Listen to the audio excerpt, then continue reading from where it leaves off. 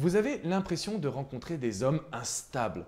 Ils ne correspondent pas forcément à tous vos critères, mais vous êtes prête à faire l'effort de les rencontrer. Malheureusement, vous passez d'échec en échec. Comment expliquer ce genre de comportement de la part des hommes?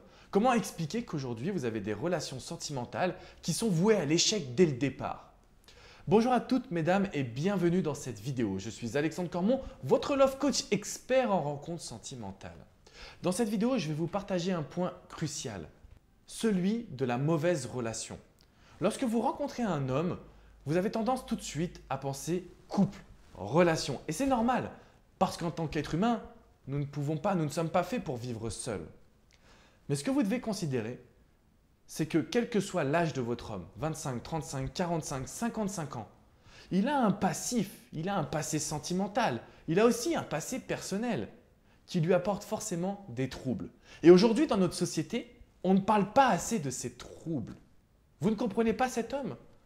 Mais s'il a vécu des dizaines de ruptures par le passé, il y a forcément ce qu'on appelle des ancrages. Si vous avez le même comportement qu'une de ses ex, que va-t-il se passer? Il va forcément se braquer. Il va vous assimiler auprès de cette personne-là. Alors plus on avance dans l'âge et plus on a d'ancrage lié à nos relations sentimentales. Si vous avez l'impression de ne jamais rencontrer un homme sain, si vous avez l'impression aujourd'hui de ne pas rencontrer un homme qui a la tête sur les épaules, c'est tout simplement parce qu'il a subi un passé. Et ce passé crée chez lui des blocages. Comment les lever? Comment réussir à construire une relation stable et durable? Il faut enlever le mot couple de votre vocabulaire. Vous n'y êtes pas habitué. Depuis votre plus jeune âge, on vous dit toi tu vas te marier, tu vas faire des enfants, tu seras en couple et tu vivras avec le prince charmant. Vous savez, le crapaud que vous embrassez qui devient un prince charmant.